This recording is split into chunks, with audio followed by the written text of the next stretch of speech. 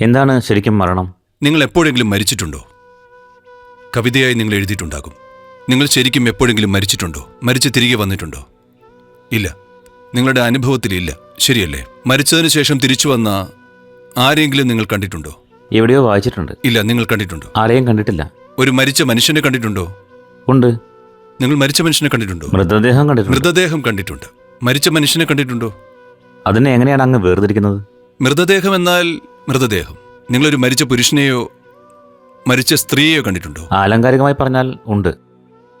വിഷയത്തിൽ നിന്ന് മാറാതെ ഞാൻ ചോദിക്കുന്നത് യാഥാർത്ഥ്യത്തെക്കുറിച്ചാണ്, കവിതയെക്കുറിച്ചല്ല. യഥാർത്ഥത്തിൽ ഞാൻ കണ്ടിട്ടില്ല. നിങ്ങൾ കണ്ടിട്ടില്ല. അങ്ങനെ ഒന്നിനെ നിങ്ങൾ കണ്ടിട്ടില്ല. അങ്ങനെ ഒന്നിനെ കണ്ടുമുട്ടിയിട്ടില്ല. നിങ്ങളത് അനുഭവിച്ചിട്ടുമില്ല. അപ്പോൾ നിങ്ങൾ മരിക്കുമെന്ന ഈ ആശയം നിങ്ങൾക്ക് എവിടെ നിന്ന് കിട്ടി? എവിടെ നിന്നോ പഠിച്ചതാണ്. അതാണത്. ഇത് അറിവില്ലാത്തവരുടെ കെട്ടുകഥയാണ്. അറിവില്ലാത്തവർ സൃഷ്ടിച്ചത്. മരണമെന്ന ഒന്നില്ല, ജീവിതം മാത്രമാണുള്ളത്. അതൊരു തലത്തിൽ നിന്ന് മറ്റൊന്നിലേക്ക് നീങ്ങുന്നു. അതുകൊണ്ട് ആളുകൾ അജ്ഞരും ജീവിതത്തെക്കുറിച്ചുള്ള അവരുടെ ധാരണകളും കാഴ്ചപ്പാടും അസ്തിത്വത്തിന്റെ ഭൗതിക തലത്തിൽ പരിമിതപ്പെട്ടിരിക്കുകയും ചെയ്യുമ്പോൾ മാത്രമാണ് അപ്പോൾ അവർ ജീവിതത്തെയും മരണത്തെയും കുറിച്ച് ചിന്തിക്കും. അല്ലെങ്കിൽ ജീവിതം മാത്രമാണുള്ളത്. Wonderful.